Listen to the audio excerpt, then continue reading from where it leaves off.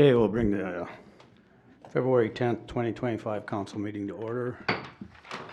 Please stand for the pledge. I pledge allegiance to the flag of the United States of America and to the republic for which it stands, one nation, under God, indivisible, with liberty and justice for all.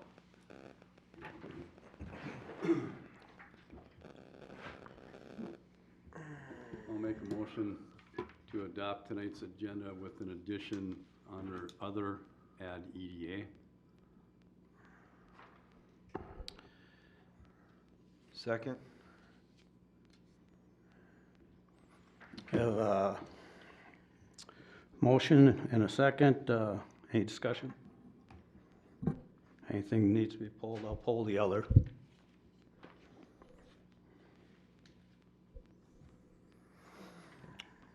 That said, do we have a motion for the consent agenda as amended? We're not at the consent agenda yet. Mr. Mayor, this will just be for the adoption of the agenda, and then the other will be a separate Okay, topic that we'll yep. cover independently. All right, sorry. Yep. Okay, all those in favor of adopting the agenda? Aye. Aye. Opposed? None heard, motion passes. I don't see anybody here for public forum. Nobody signed up? No one signed up. All right. Motion for the consent agenda. I'll make a motion to adopt the consent agenda, and I'd like to pull item C, please. I'll second it and pull B. So we got C and D, is that it? B as in boy. B as in boy? Yeah. Okay. That said, we need a motion to adopt it as amended.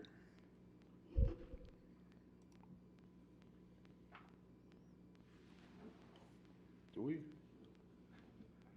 Go ahead. No, make a We motion. have a first and then with, Just a second. so we need a second with C and B pulled. I'll second that. Okay, all those in favor? Aye. Aye. Opposed? Unheard, motion passes. B, B as in boy, I want to table the minutes. There's some stuff that is not completely accurate or less, and I'll get the information to Matt. I gotta write up some other stuff on it yet, so I want to make a motion to table B. Second. we have a motion and a second. All those in favor? Aye. Opposed? None said, motion passes. Item C, Item C is approval of our hiring of the city planner, which I'm very excited about. I want to welcome them. I kind of wish there was a little more information in our packet on this person because I'm kind of curious. But with that being said, where does that put Landform? Are they notified that they have so much time left, and how much time is that? And that's my question. Mr. Mayor and council members, yes, we're very excited about this new individual coming in. She is just a little background, grew up in Blaine, kind of knows the area, and very excited about this line of work, and I think has some learning that she's going to need to do, and so that's going to be part of the task that the city has here to kind of bring her up to speed. As it relates to Landform, staff's suggestion on this is that we utilize Landform to train her, and then after she is successfully trained in, that we would use Landform as an as-needed basis for, or on call, if you will, that if she gets into something that she has no idea what to do, or overloaded, or whatever problems, challenges might arise, that we could call on Landform then at that point to assist or help out, or whatever the case may be. So again, not paying Landform unless they're called on or used at that point, but I guess we would like to kind of keep them on hand in the event that they're definitely needed for something. So about how long do you think it will take to train this person? You know, Mr. Chair and council member, I would look to Kendra. Maybe she would have a little better idea of that. Tough to say for me. Well, Mr. Mayor, council members, every person is different, but she's coming out directly from school, so has no city experience. And so there are a lot of legal issues involved in planning. And I think we have some systems in place here, although we've realized just in the 3 weeks I've been here that we have some missing pieces that we're trying to get up to date. So I certainly would look forward to working with her. She seems like a very bright young lady, and I think she's going to be anxious to take on tasks. But never having done it before, I do think there's going to be a transition period of 3 to 6 months of a variety of time. I don't imagine after the first month there'll be a lot of time. That, as the city administrator indicated, there'll be more questions and help when there's a big month. Next month, Planning Commission, or this month, has 4 items on the agenda, and I fear that she would struggle to complete those items with the level of experience that she has. So we would just be here to support her, and I do think it'll be a transition through the summer. So we hired somebody with no experience at $29 an hour. That seems extravagant to me. I mean, I could see if they had experience and were coming in, but that seems not like a good expenditure of our money.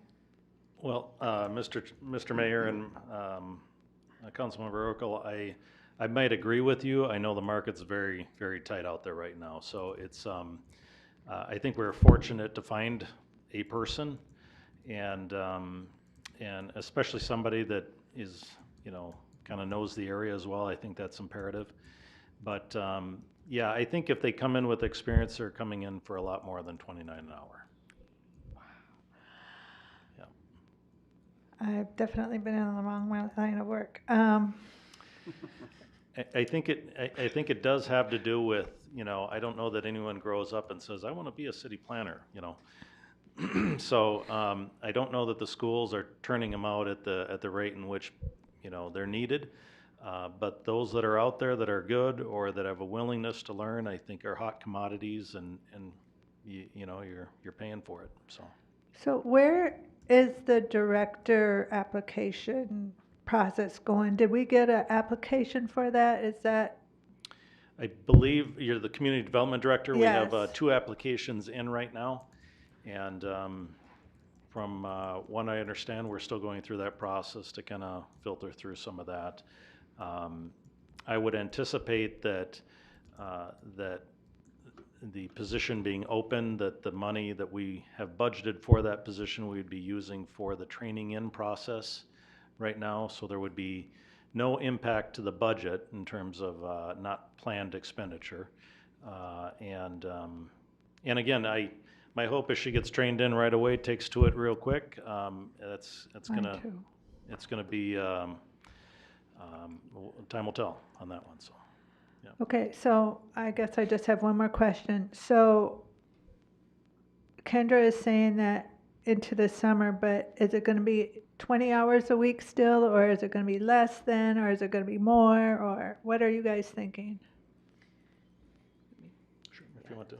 Well, it really depends on the number of applications coming in, but I would expect that it would reduce as she picks things up, that our time would be reduced going into the summer. And again, just to be clear, I mean, some of that time is overhead time. Some of that time is directly related to applications that get billed against the escrow, just like the engineer's time does. So it's a service fee for people that are doing a plat or something. So there's 2 parts there. But yes, again, as I said, she's young and she's new, but she seems very bright. So I'm very optimistic that she's going to be picking things up very quickly. But my new planners, when I hire a new planner out of school, I'm sitting pretty close to them for a year.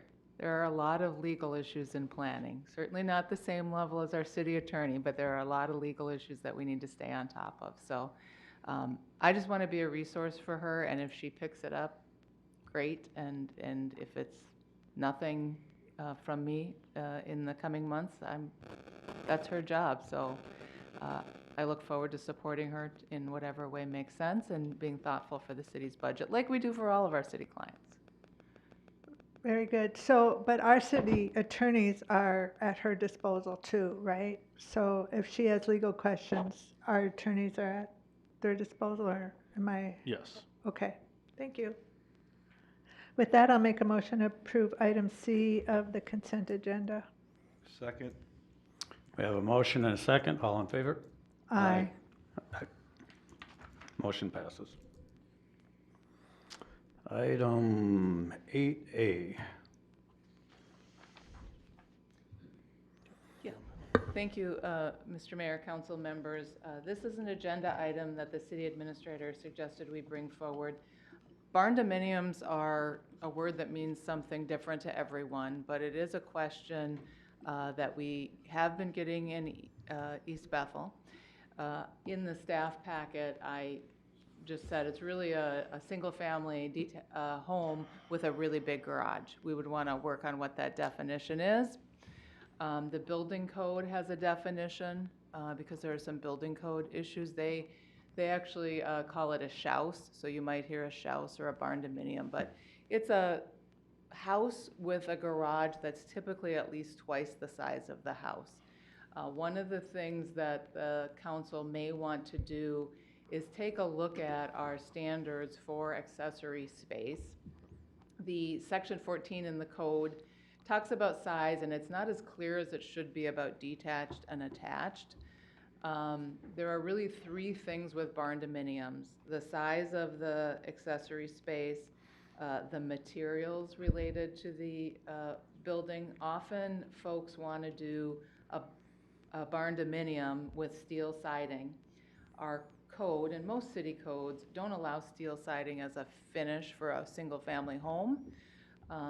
So if that's something right now in our code that somebody came in and wanted to do a barn dominium, they'd need to finish it with siding, which people do all the time. I have other cities where we have these types of uses, and they are finished with siding or some other finish. So our code does not allow steel siding? Correct, on a single-family home.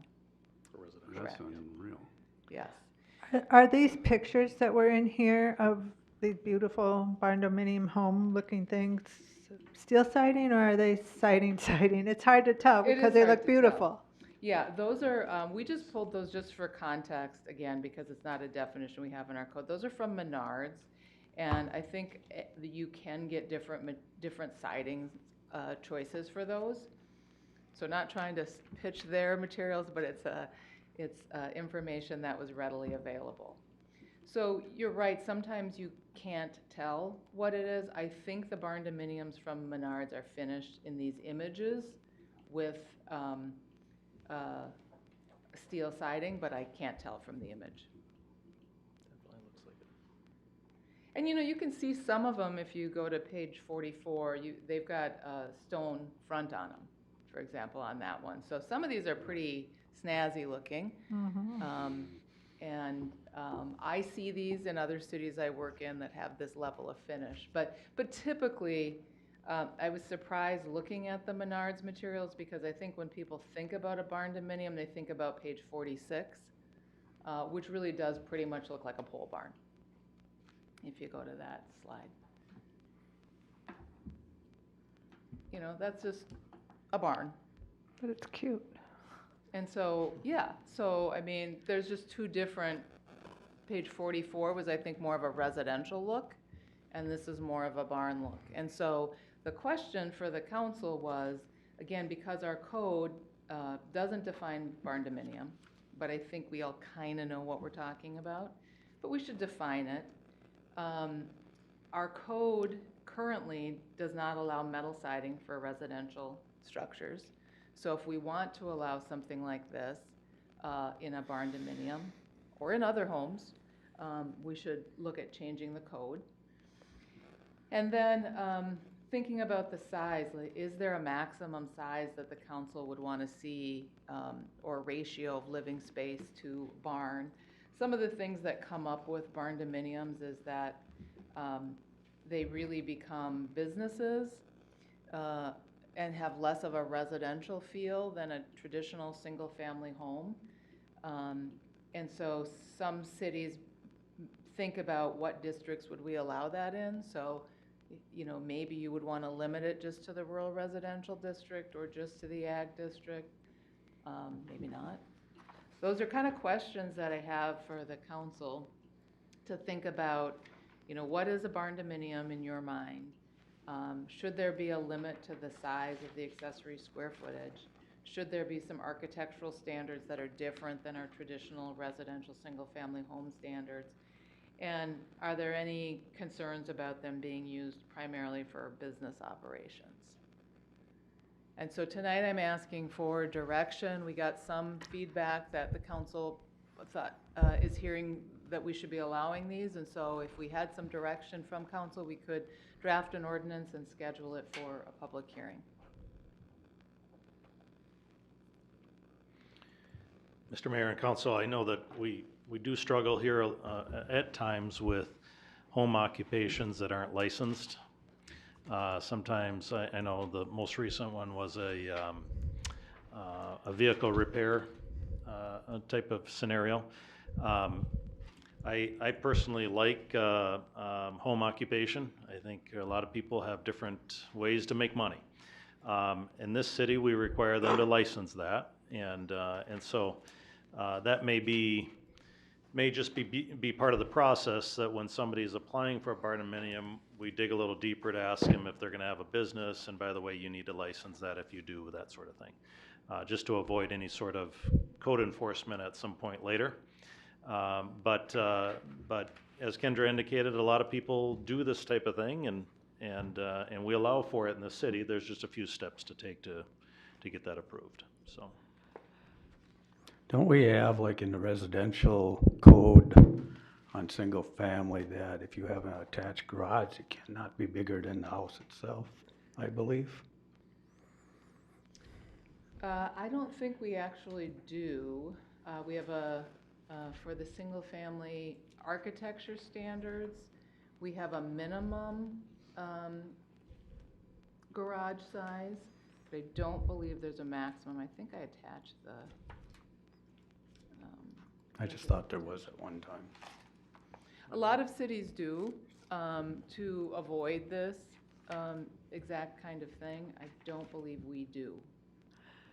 So when people have these, they wouldn't have an additional house on their property, correct? This is what they would have, and they might have a shed too or something that they would have to get a permit for. But this would be their primary living and garage and... Yeah, it's just like my single-family home has a two-car attached garage. This adds the workshop onto the house, not just the two-car garage. So it's just a much larger two-car garage, or much larger garage attached.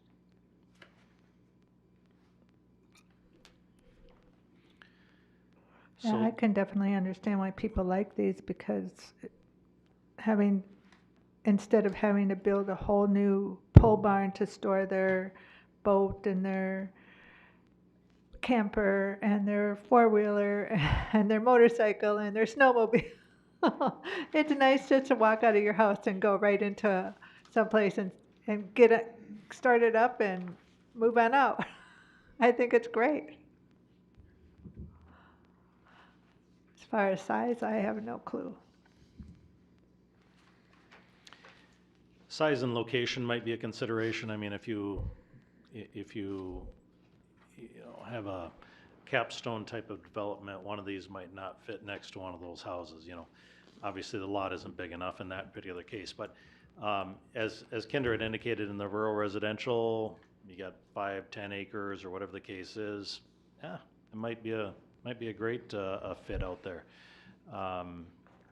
But then again, you can kind of drill down as to whether, in this picture here, if you want stonework on the front to kind of, set it aside a little bit, or if you want just the plain Jane look, if you will, of this one. You know, you can kind of control some of those standards if you're going to allow this sort of product. Yeah, originally we were actually looking for something to be in the rural residential, and or ag, something that had the acreage, 2.5, 3 plus. That's what the original notes on it, of the discussion, came down to. And I would even say 1.5 acres, because we have so many people with 1.958 acres, almost Right. 2, but so people with 2 acres, they just don't qualify for one little extra something on their property. And I think, what? You're 1/10 of an acre off? Come on. Right. That's Well, ridiculous. especially when we have side setbacks and rear and front. I mean, something like this looks nice. And I mean, It's I cute. think personally that I think we were looking at too is to try to make it more affordable versus stick-built. Because a lot of these, I believe you can probably build these cheaper than a stick-built house. So we just want to open it up to opportunity for new residents to come here. I mean, there's a lot of really super nice looking barn dominiums out there.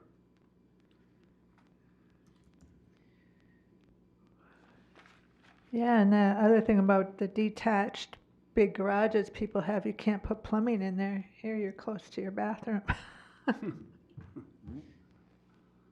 Yeah, so I think 2 acres is the minimum lot size in both the ag and the rural residential district. There may be some existing lots that are smaller, but in that district, that's the minimum lot size, so we wouldn't create new ones. If you created the district, that's what the districts they'd be allowed in. I think I put this in the staff report. I do think it would be nice if we're going to address this with the barn dominium cleanup. It would also be nice to clean up a couple of inconsistencies in the accessory space. You don't currently have a maximum garage space for attached garages, as the mayor said. Is that something that you would like to have? It is a little confusing about attached versus detached currently. I think we'd want to just clean that up if we were going to proceed with the barn dominium. I didn't hear a lot of feedback on material standards. Again, I don't know how long the code said this, but you know, right now your code does require something other than steel siding. I think there definitely is a different look when you add, you know, whether it's LP or vinyl siding, when you add brick or stone, when you add a wider window trim like you see here. Are there any standards that you would want to see about orientation of the larger garage doors?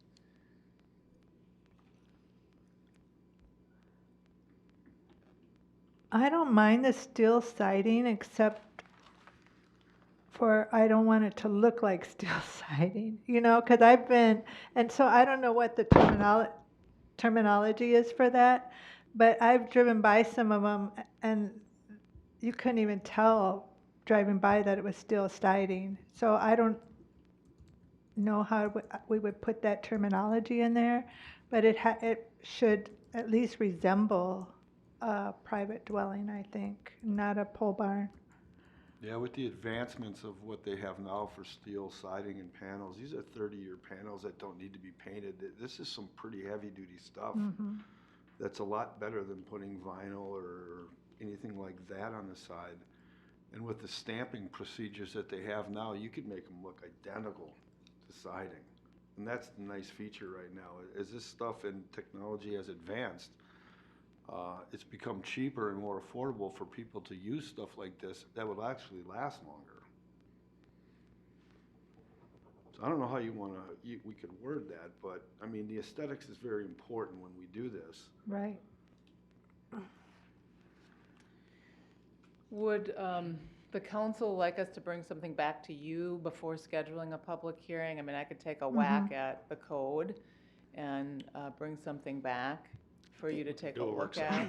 Yes, Yeah, we please. do the work session. That's why I requested last time in the work session for something like this, so we could go through the different things and take a look at what they have. I mean, Menards has got stuff, but there's so many more companies out there. For sure, yeah. Not trying to sell Menards. Great easy example. to access. No, great examples. Yeah. But I Okay. mean, it's like, No. And if definitely, there's a way we could get it before the packet comes out on a Friday, so we have time to really dive into it, because something like this takes more time, and sometimes we're out of town for the weekend, and you're like, oh, coming back Sunday night. I definitely would like to have you look at the steel siding ordinance, for sure. I think we should allow that definitely in our city. Yeah, Mr. Mayor, there's no decision here yet this evening. This is just kind of giving staff direction, and then we can kind of put together a more concise information for you and bring it back. But as far as the work session or this, both are somewhat televised, and this is, I think, if most people kind of watch council meetings, I think this is a big step that a lot of people, have been waiting for. So we thought we'd bring it forward to a council meeting to kind of float it out there and see where it goes. So. Yeah, so just to summarize, I heard generally support for the idea of establishing some standards for houses that look at the minimum standards for steel siding, but generally like the higher quality steel siding, and really not a lot of concerns about size in particular, but we'll take a look at that and compare it with the rest of the accessory structures ordinance in section 14 when we come back. Did I miss anything? No, other than we don't stall this out for another year, because it's been a year in the making. Well, I just got here, so we'll get it on an agenda. I agree. We can be back next month with a draft. Perfect. Everybody good on that? Yeah, good. Move on. Yeah. Okay, we'll go to 8G Comcast. Okay, Mr. Mayor, everybody knows the Elevage project that's going on right now, and Elevage works pretty closely with Comcast for internet service to their projects, and so staff started digging into what this actually meant, right? We have Midco right now that provides cable service. We have a cable, forgetting the term, cable franchise. Thank you. Cable franchise, and in that it's, it says that if there's any other cable providers that want to come in, that it's not exclusive to Midco, but they would need a franchise agreement too. This was kind of, again, one of those, I think the franchise agreement might have been drafted back in the day, and now internet is kind of like the tool where everybody gets everything, whether it's YouTube, TV, or whatever the case is. And so I think the legislature right now is currently tackling that, but in the process, Comcast was looking to provide service to Elevage and going to be in our right-of-way, and so we decided that we needed to put together a right-of-way agreement, and I had our attorney and our other attorney draft an agreement here. They've been working diligently to get this done, because Elevage is looking to move people in there just as fast as they can get their certificate of occupancies. And of course, cable, or not cable, but internet is critical. So we have at your desks here the final agreement that just hot off the presses was agreed to by Comcast, and I had the oversight of our attorneys on that, and I will have, if you will, Mr. Mayor, our attorney kind of explain some of the things that they wanted to zero in on, make sure it's correct before it comes before the council, and we wanted to get it on tonight's agenda just so that we could meet their time frame for Elevage's needs over there. So, Okay. Mayor, council members, city administrator is correct. City East Bethel, as with actually many cities throughout the state, has a cable franchise type of governance that basically dates back really to about the 1970s, when cable was the way outside of traditional antenna, as far as getting your television viewing beyond just those particular channels that would be local. And that particular structure, both federally within state and so forth, has worked for many decades up until, of course, the fast change of time. And now we're not really using traditional cable for that. We're using internet, of which we're doing Netflix and so forth. And it's only really been within the last few years that now, both with the state and locally, we're having to take a look, how do we essentially realign our code and our structures and our agreements for those particular private utilities to use the public right-of-ways.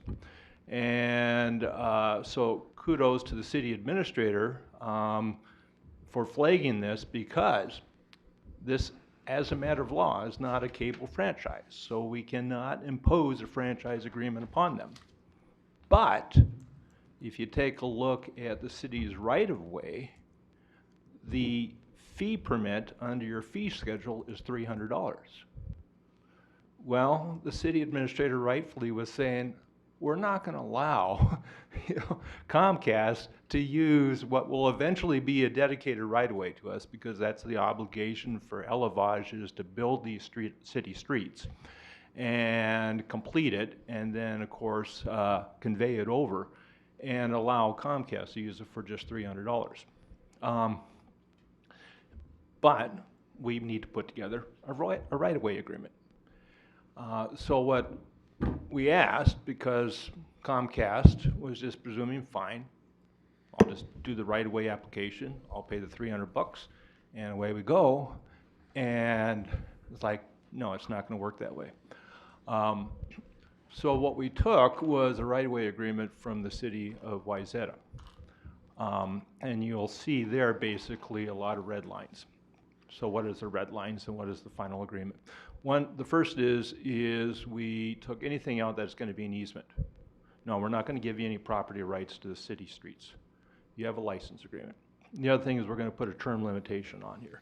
Understand, Comcast, you're spending a lot of money to construct and put in the infrastructure, but it's not going to be in perpetuity.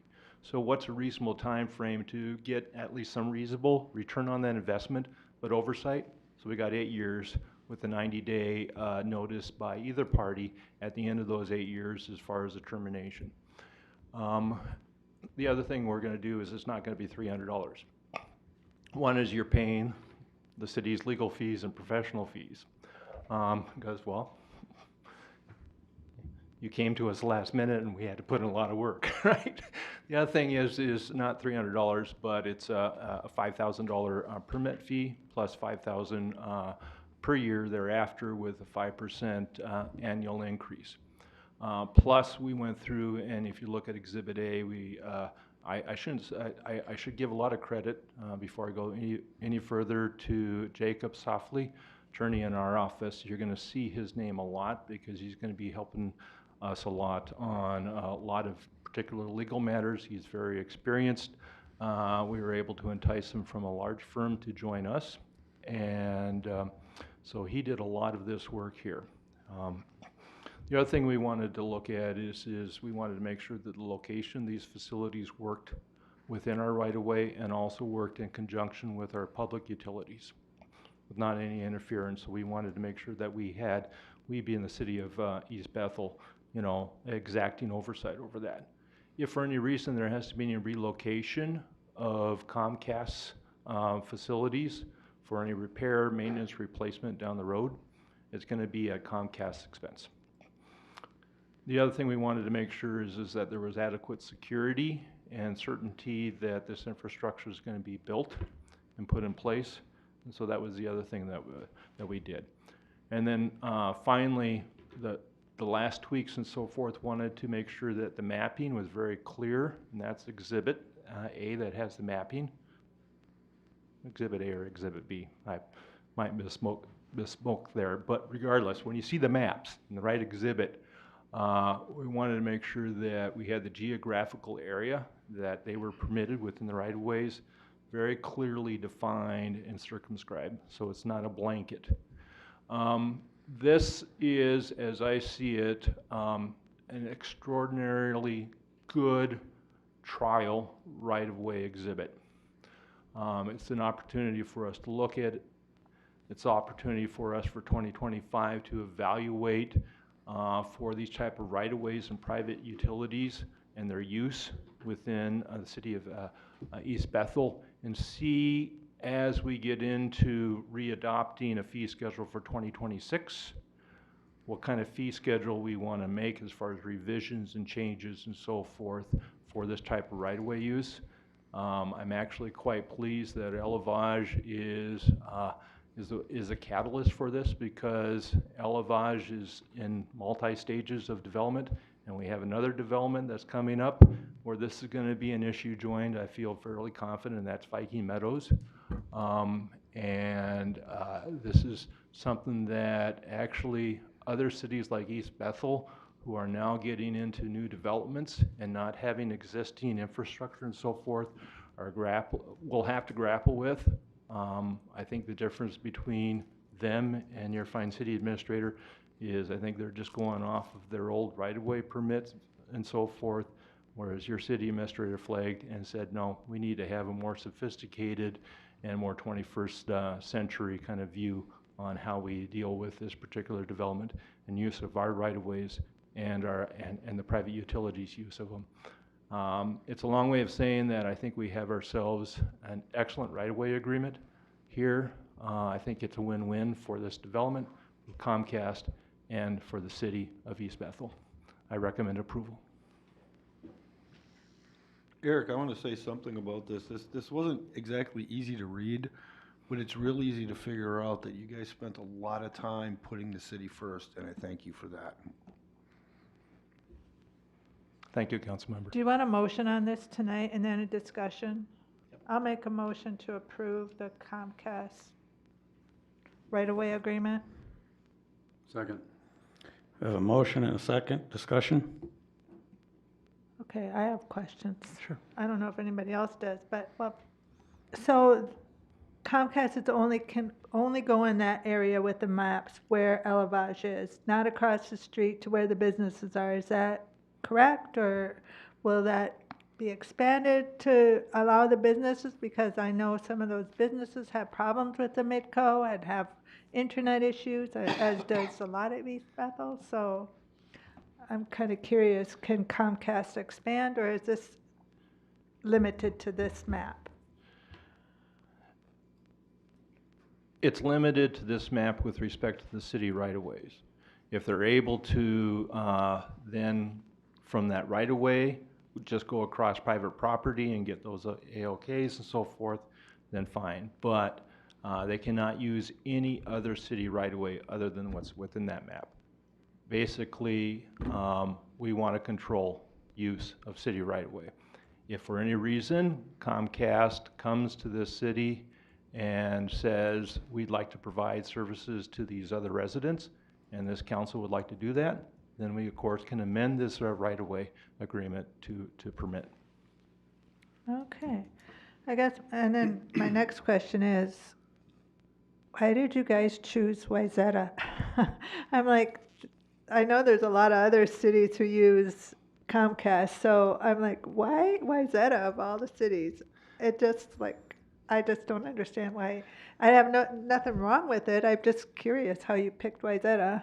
I didn't. I asked Comcast to give me what they thought was their best agreement, and they picked Wayzata.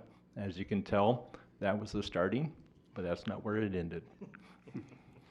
Oh, okay. So, Eric, I got a question then. So for Viking Meadows, will we be seeing a new right-of-way thing for them separate? I don't know. I mean, if they use Midco, then we already have the Midco franchise agreement that covers not only cable but internet.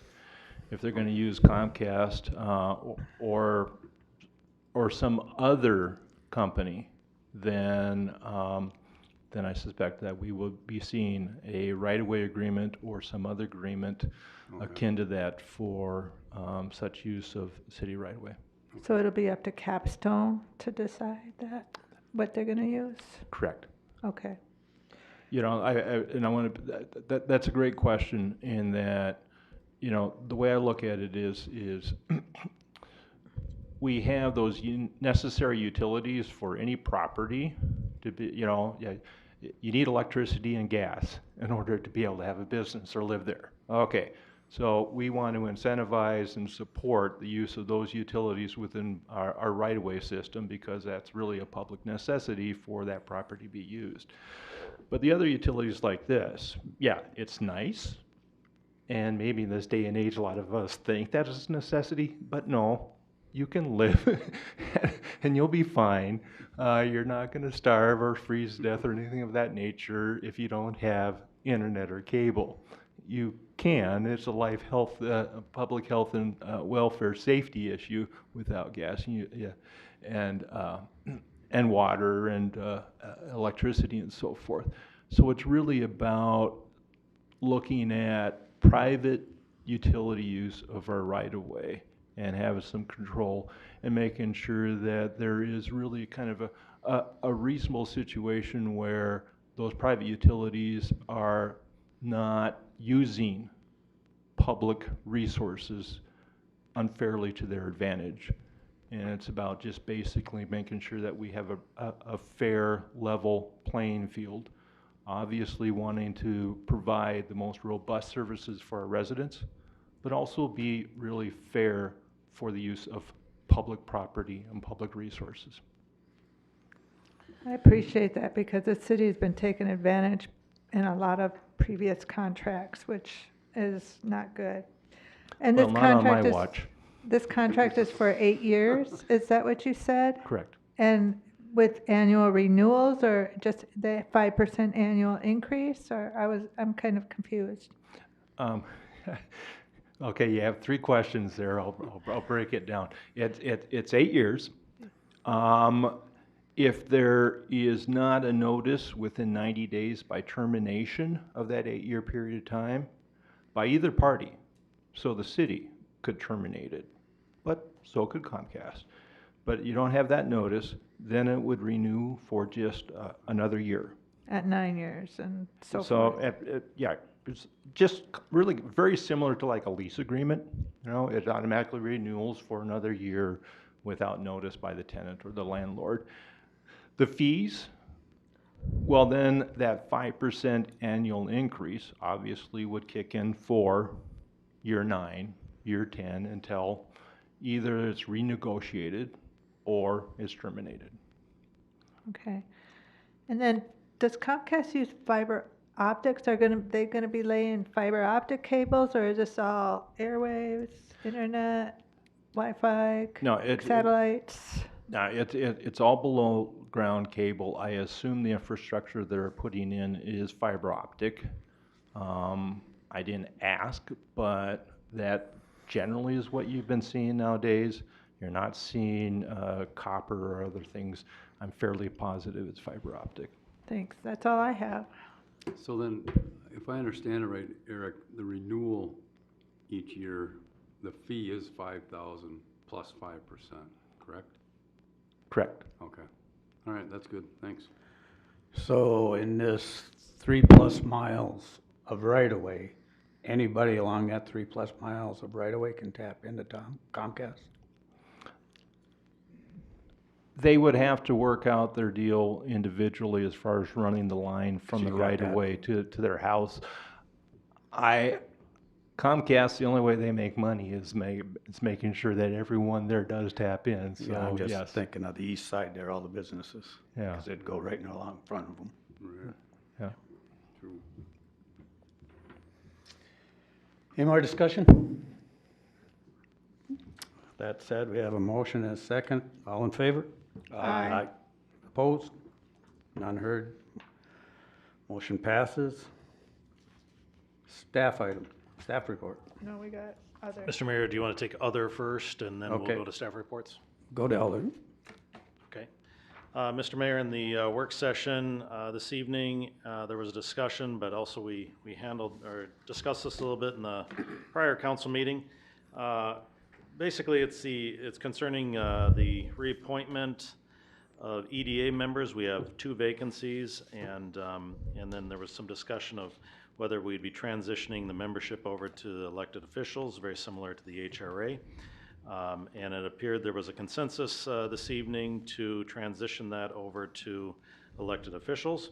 And so be that as it may, I would just ask somebody then to move to direct staff and the attorney to take the necessary steps to make those changes and then also declare vacancies for 2 positions on the E EDA. Do we have a motion? I'll make a motion to move to council for the EDA. To be more specific to, we're changing it to 5 members. Change it over, yeah. And 5 council members, and we need public hearings. So do we need 2 motions to do that? I think we need some attorney advice on this motion. So, yeah, Mr. Chair and members of the council. So, yeah, essentially, we've had the attorney look at this in terms of what it would take to transition people over. It wouldn't be immediately 5 members because the terms of the members on there that have not expired yet need to run their term. So essentially, there are 2 council members on there now, and there would be 2 additional members appointed to the EDA, and then as the other terms kind of run their course, then you would appoint the rest of the council, and you would transition from a 7-member EDA board to a 5-member at that point. So I guess I have a question, because it's 7 members, but one's expiring and mine Is vacated. is vacant, so that leaves 5 current members, but 2 of those are council. So there's currently 2 members on there now, 2 council members on there now, and you were one, and the mayor, and then you vacated yours, and Tom, his term is expiring, so there would be an appointment of 2 council members essentially to fill those 2 positions if you chose to go in that direction. Okay, so we need to make, but do we need, do we need to make it so it's a 5-member EDA now? Because with the 3 current EDA members and the 2 council members, that would be 5, right? That's what I'm thinking. Mayor, council members, I think I'm following what the direction is. EDA does not need to meet here within the next couple of months. So really what I think what I'm hearing as far as the motion is directed to the city attorney to essentially establish the processes, the appointment, and also amendment to the enabling resolution to eventually end up with a 5-member EDA, all composed of the city council. Bring that plan to this body to review, move, and approve, and then we can initiate that process as far as the appointment process, and then and the process to eventually end up with a 5-member EDA. I can do that. I can work with the city administrator, and then we can bring the action item steps to this body as reasonably soon as possible. That's what I understand the motion is to basically direct the city attorney to proceed accordingly. And just by way of process, and maybe a city attorney can validate this too, I believe we need to declare 2 vacancies on that board at this point, and then we can begin the process of transitioning over. You can declare the vacancies now. There's nothing that mandates that you have to declare the vacancies as soon as they're vacant. So you can defer that until, at some other future meeting as well. Yeah, either option is available. If you want to include it, it'd be fine when we get it done with. So we want to declare, in my motion, we want to declare the 2 vacancies as well? Is that what we're talking about? If you like. Sure. Do we need to fill those with council members to make it work? No, not till he comes back with his. No, you could do that now, or you could defer that till later. And frankly, since the EDA is not gonna be meeting within the next couple of months, I don't really see a practical need for that, but Okay. Okay, my motion's made that we move forward with it. So do you want me to redo it? Or, Just a motion to direct staff and the attorney to draft the necessary documents and declare 2 vacancies. That should be sufficient on the motion. okay, moved, so moved. Second. Have a motion, second, all in favor? Aye. Opposed? None. Motion passes. Staff report. Mr. Mayor, I'll just give one quick update here. The legislature is finally in session after their challenges as they are down there. And we have 2 bills that are being drafted as we speak. And what I'm being told is that there's a ceiling to the amount of bonding that can take place this year. I believe the ceiling is established based on future projections of taxes that are coming in and what sort of capacity there is. And they're saying that's around a $700 million ceiling. And of that, the roads will get a lion's share of that. So all other projects kind of play second fiddle to roads. And so what I will say is that Clean Water, the project that we have there on Sims and 65, which is a water tower, a water treatment center, and a well, where we're planning to hook the schools up to city sewer and water services. Clean Water is always scores well. So that's always a good project for the state. Both parties get behind Clean Water, because in this particular case, the kids are drinking water that certainly has a certain color to it. But at any rate, we're working towards that.